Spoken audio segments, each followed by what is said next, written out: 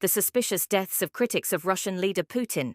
The most recent case was Prigojin, the founder of Wagner, a mercenary group that became Putin's actor in the world. During the Ukraine war, Prigojin said that Moscow did not support his troops in Ukraine, posted a video with heavy swearing and insults against Defense Minister Shoigu and the chief of the general staff, and then marched with his troops against Moscow. His mercenaries took control of the southern Russian city of Rostov-na-Donu and began marching towards Moscow. Only after Belarusian President Lukashenko intervened did the rebellion stop about 200 kilometers from the capital. At the time, Putin described the rebellion as treason and backstabbing. However, an agreement was later reached that the Wagner fighters would either join the Russian regular army or move to Belarus, an ally of Russia. After that, however, the Prigojin did not last long.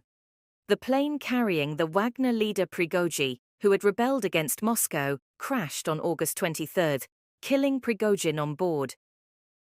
Ravil Maganov, the head of Russian oil giant Lukoil, who had openly criticized Russia's invasion of Ukraine, fell suddenly from a hospital window last year. His family said his death could not have been suicide.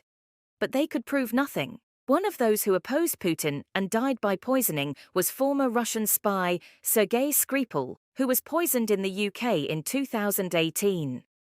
The 66-year-old Skripal and his daughter Julia were found unconscious on a bench, and it was determined that the two were poisoned with Novichok nerve gas. Let us also remember Alexei Navalny, Russia's most prominent opposition leader, whose death was recently announced. Navalny was also poisoned with Novichok nerve agent in Siberia.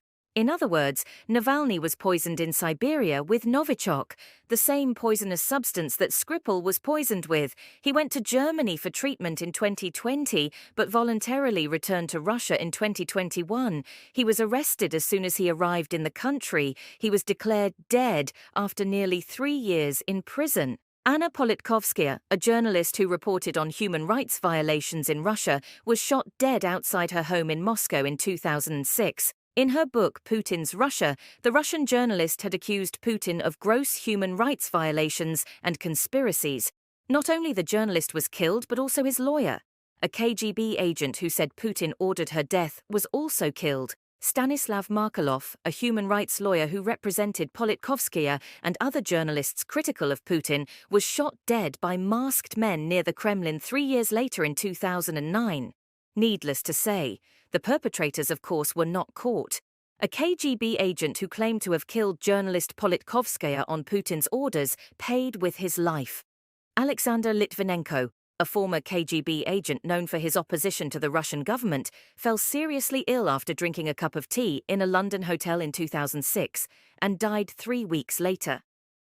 An investigation in the UK concluded that Litvinenko was poisoned, probably by agents of the Russian Federal Security Service acting on Putin's orders. Needless to say, again Putin denied all this. Now let's come to the mysterious death of Russian oligarch Boris Berezovsky. After falling out with Putin, he fled to England, where he did not live long. Shortly after threatening to overthrow Putin by force while in exile, he was found dead in the bathroom of his home in March 2013. But the bathroom was locked from the inside. Putin once again said, "This bathroom is locked from the inside. How can we enter and kill him?" The murder was ruled a suicide, but the medical examiner could not explain how he died. Don't forget to like and subscribe for the most interesting news from around the world.